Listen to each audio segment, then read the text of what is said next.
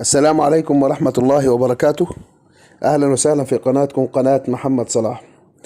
لو حضرتك أو حضرتك أول مرة تشرفينا في القناة، يا ريت ما تنساش تشترك معنا في القناة وتفعل زر الجرس عشان يوصلك كل ما هو جديد، وما تنساش تدعمونا باللايك الجميل بتاعكم والشير. النهاردة هكلمكم عن غسالة توشيبا فوق اوتوماتيك اللي هي الانفرتر، اللي هي موفرة طبعا للطاقة الكهربائية، تستهلك أقل معدلات الطاقة. هنخش على طول في الموضوع ونتكلم عن مميزات الغسالة دي. طبعا المواتير زي ما قلت لحضراتكم بخاصية الانفرتر، هي كمان مصنوعة من مادة الستانلس ستيل المضادة للصدأ. تمتلك سعات كبيرة من 8 كيلو إلى 17 كيلو في الأسواق حاليا. تستطيع كمان أنها تستخدم كافة أنواع المساحيق، معها مش نوع معين من المسحوق، لا أي نوع في السوق. كمان سهلة التنظيف وسريعة وبتغسل كميات كبيرة من الملابس. الحقيقة الغسالة دي اللي هي توشيبا الانفرتر لها خواص توفير للكهرباء طبعا، حاجة مميزة جدا فيها، وفيها تقنية منع تشابك الملابس، وكمان فيها خواص كتير للأمان اللي بتحافظ على المستخدمينها من أمثال ستات البيوت. يعني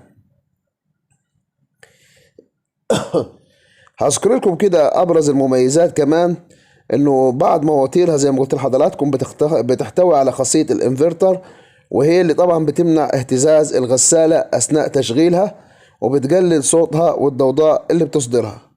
كمان من مميزات غسالة توشيبا ايضا انها مصنوعة من مادة الستانلس ستيل المضادة للصدأ.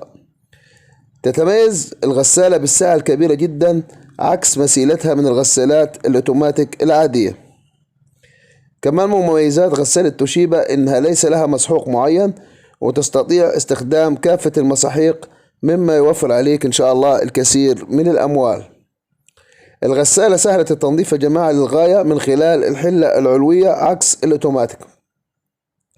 كمان من مميزات الغسالة توشيبا انها لا تستغرق الكثير من الوقت في الغسيل، حيث انها تستطيع انك تغسل بها كميات كبيرة من الغسيل في خلال نصف ساعة فقط او اقل. الغسالة فيها خاصية الفصل الاوتوماتيكي للكهرباء من الغسالة طبعا بعد انتهائها من الغسيل ب15 ثانية، مما يجعلها موفرة جدا للكهرباء. كمان من مميزات الغسالة دي انه بعض منها في بعض التقنية اسمها تقنية منع التشابك، مما يجعل الهدوم نظيفة وليس مشتبكة ببعضها، وممكن كمان تستطيع أن تخرج كل قطعة منها لوحدها بدون أي مشكلة. والغسالة فيها خواص أمان كتير يا جماعة، خاصة بالأطفال، وزي جهاز إنذار لما تفتح الباب. كمان مميزات الغسالة توشيبا يوجد بها مدخلين، واحد للمية الباردة والتاني للمية الساخنة. كمان يمكن إيصالها بالسخان في حالة ملئها بالمياه الساخنة. طيب، تكلمنا عن المميزات، نتكلم عن العيوب. كل شركة طبعا يا جماعة لها مميزاتها ولها عيوبها. أهم وأبرز العيوب في غسالة توشيبا اللي فوق أوتوماتيك، طبعا عايزة كمية كبيرة جدا من المية، فاستهلاكها للمية طبعا بيبقى عالي جدا جدا. وده كمان مش في توشيبا بس، الحقيقة في معظم أو كل الغسالات الفوق أوتوماتيك. بعض غسالاتها طبعا صوتها عالي بعض الشيء. من عيوب غسالة توشيبا فوق اوتوماتيك انه حجمها كبير بعض الشيء، فهتستخدم مساحة كبيرة عكس الغسالة الاوتوماتيك. كمان بعض من غسالاتها لا يوجد بها مجفف. كذلك لا تستطيع تسخين المياه تلقائيا، وعليك ايصالها بالسخان حتى تغسل بمياه ساخنة. اما الاسعار طبعا فبتختلف يا جماعة، لان السوق دوار والاسعار مختلفة جدا، بتختلف من وقت لاخر، فعشان كده مش هنقدر نتطرق لموضوع الأسعار بشكل كبير في الفيديو ده.